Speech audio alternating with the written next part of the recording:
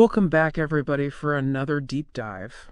This time, we are exploring a life that spanned an entire century. Wow, It's incredible. that is a long time. Yeah, this life began the same year the Titanic sank, 1912. Oh, wow. We're talking about John Tinniswood, who recently passed away at the age of 112. 112. Yeah. That's, it's not just the number of years, though, that's fascinating. Right. It's the amount of history that he lived through. Yeah, it's hard. It's almost impossible for me to even fathom, going from horse-drawn carriages Right. to the internet age. Yeah. But let's rewind all the way back to the beginning. 1912, not a quiet year to be born. No, not at all. The Titanic sinking was a global event. Yeah. It sent shockwaves across the world.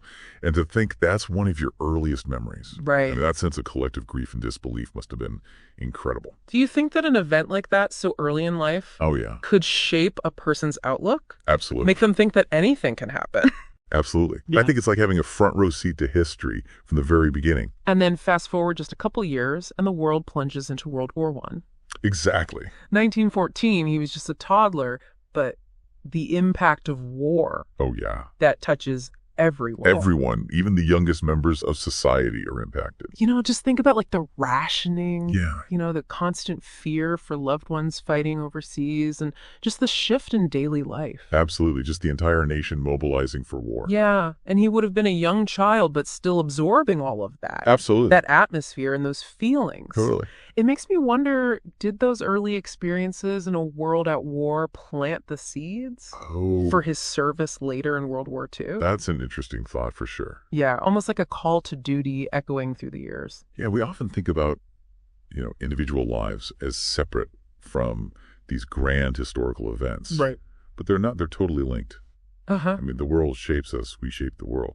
And speaking of shaping the world, the article mentioned that he was a lifelong Liverpool FC fan. Oh, wow. Now, I'll admit, I am not a huge football enthusiast, Yeah. but even I can appreciate that unwavering dedication to a team. Oh, yeah. It speaks to a sense of belonging, Yeah, finding community and passion absolutely. in something larger than yourself. And that's something that clearly resonated with him his entire life. Yeah, his whole life.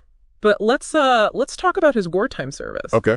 The article says he worked for the Army Pay Corps during World War II. Interesting. Now, to me, that sounds like a pretty crucial role, but Yeah. maybe not the most glamorous. Yeah, it's easy to overlook those roles, that are essential, Right. but not necessarily on the front lines. Right. But the Army Pay Corps, they were vital to the war effort. Yeah. I mean, they weren't just handing out paychecks. They were making sure that soldiers were paid on time, Oh, yeah. that the suppliers were reimbursed, and that the entire financial system of the Army functioned properly. So in a way, he was helping to keep the wheels turning, Exactly. making sure that the soldiers could focus on the fighting. Absolutely. Mm-hmm. And, I mean, it wasn't without its challenges either. Yeah. I mean, imagine trying to track down soldiers who were separated from their units. Oh, wow. And you've got to make sure they get their pay amidst all the chaos of war. That's incredible. I mean, it took meticulous record, keeping attention to detail, and maybe even a little bit of courage Wow. to navigate those wartime conditions. Yeah, it's a side of war that we don't often hear about.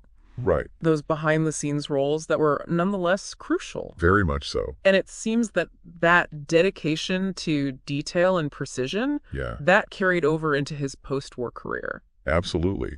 After the war, he worked as an accountant for both Shell and BP, Oh, wow. two of the biggest companies in the world at the time. Yeah. Now, that's really interesting. So we've got this man who lived through 2 world wars, Right. saw immense technological change, and yet chooses a career path that is very rooted in numbers and order and stability. It makes you wonder, if after witnessing so much upheaval and uncertainty, maybe he found a sense of comfort Yeah. and control in that world of finance. Or maybe he just really liked numbers. That's possible too.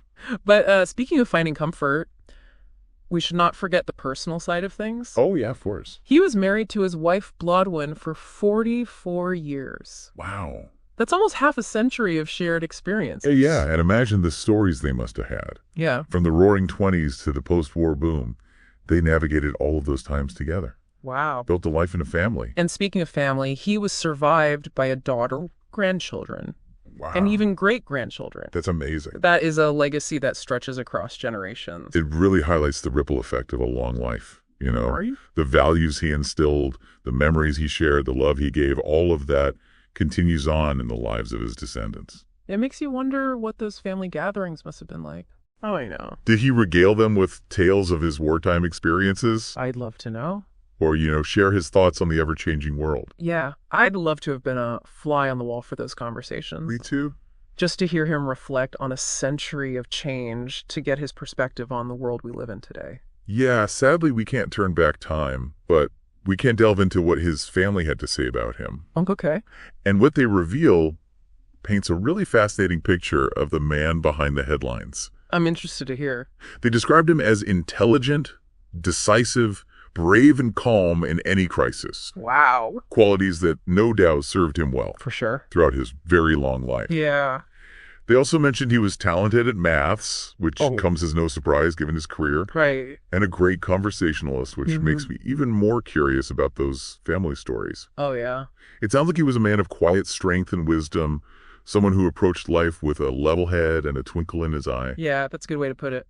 But of course, the question that everyone wants to know is, how did he live so long? I'm curious, too. When asked about his secret to long life, Mr. Tinniswood just said, just luck. Just luck. I love that. It's so humble. Humble and British. Yes, very British, but I gotta push back a little bit here. Okay. Surely there's gotta be more to it than pure chance. Well, of course, luck plays a part. Right. But it's never the whole story. Longevity is this complex thing, Mhm. It's genetics and lifestyle choices and environment. Environment. And then, a little bit of luck sprinkled in. The article did mention that he believed in moderation. Okay. He said, if you drink too much or you eat too much, you'd walk too much. If you do too much of anything, you're going to suffer eventually. Words to live by. Yeah. Wise words. But he also confessed to enjoying his fish and chips every Friday without fail. Oh, wow. So it seems like Mr. Tinniswood understood that life is about balance, not deprivation. Yeah, balance is key. Yeah, it's a good reminder that maybe the secret to a long life isn't some restrictive diet or rigorous exercise. Right. But just finding joy in those everyday things. Exactly like a plate of fish and chips with loved ones. Yeah, exactly. And speaking of savoring moments, Okay. let's dive back into the historical context here. Right. We touched on the World Wars. Yeah. But there is so much more Oh, yeah. to uncover. I mean, think about it. He witnessed the Roaring Twenties, the Great Depression, the rise of fascism, the Cold War. That's hard to even comprehend. It's dizzying. It really is. It's a reminder that history isn't just a collection of dates and events. Right. It's like a living, breathing tapestry Exactly. of all these individuals who experienced these events firsthand. Yeah. And in Mr. Tinniswood's case, he didn't just observe it. Right. He actively participated He did. in this history, Yep. from his wartime service to his career in this rapidly changing global economy. Let's go back to the 1920s for a sec. He would have been coming of age during this time of just huge social and cultural change. Yeah. The Roaring Twenties, as they call them, were a time of economic prosperity, jazz music, flapper dresses, Yeah. and especially a sense of liberation for women. It's such a stark contrast It to is. the wartime austerity that he had experienced earlier in his life. Right. Do you think he embraced those changes, that sense of, carefree abandon, or do you think he stayed grounded? That's an interesting question. Yeah. Perhaps he found a balance, Yeah. Yeah. enjoying the freedoms of the era, but holding on to that resilience and resourcefulness that he learned during the war years. And then just as the world was seemingly on this upswing, Uh-oh. the Great Depression hits. Yeah. It's so hard for us to fathom the economic devastation of that time. It's true. The unemployment, the breadlines, the despair. Yeah, it was a global crisis Wow. that shook the foundations of society. And for someone like Mr. Tinniswood, building his career in finance, Right. it must have been an incredibly challenging time. Imagine seeing the world you thought you knew just crumble around you. Yeah.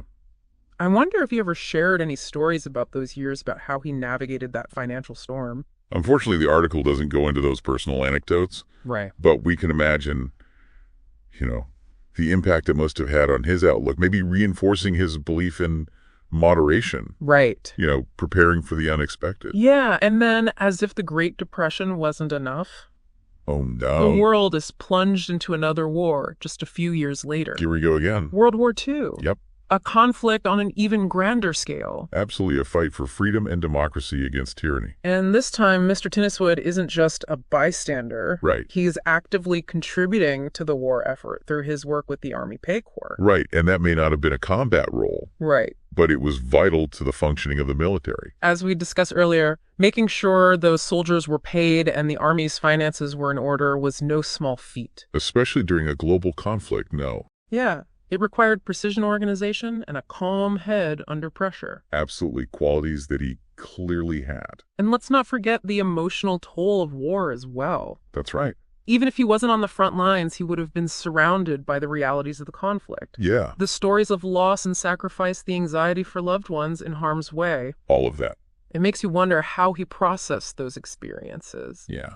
You know how he reconciled the horrors of war with his own personal values and beliefs? What did he deal with it all? And how those events may have shaped his perspective on things like peace or diplomacy. Right. Or even just the fragility of human life. It's something to think about. These are all questions we can only ponder, Yeah. but they add another layer of depth and complexity to his story. They do. And then after the war comes this period of rebuilding, Okay. a tentative optimism, Yes. and the dawn of a new era. A new world. The Cold War cast this long shadow, but there is also this sense of progress, Yes. of technological advancement, of pushing the boundaries of what was possible. He saw it all. I mean, think about this. He witnessed the rise of the automobile, the advent of air travel, the birth of the computer age, Wow. the first steps on the moon. It's incredible. It really is like watching this time-lapse video of human progress Yeah. compressed into a single lifetime. It's hard to even grasp. It makes me wonder, did he embrace those changes with enthusiasm, or did he long for the simpler days of his youth? I don't know, maybe a little of both. Yeah. The article quotes him as saying he felt no different at 112 than he did at any other age.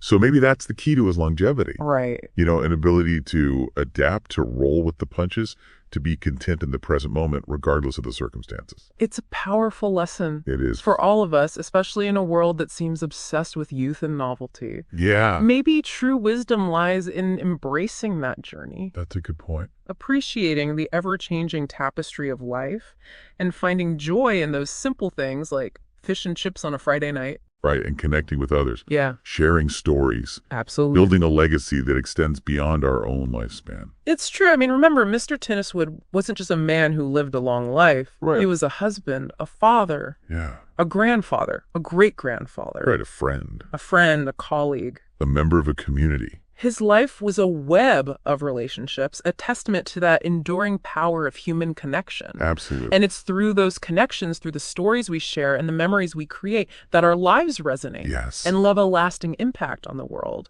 You know, it's incredible to think about all the changes that John Tinniswood witnessed. Oh, yeah. During his lifetime, it really makes you wonder what his perspective was on it all. I know, like if we could ask him, you know, Right.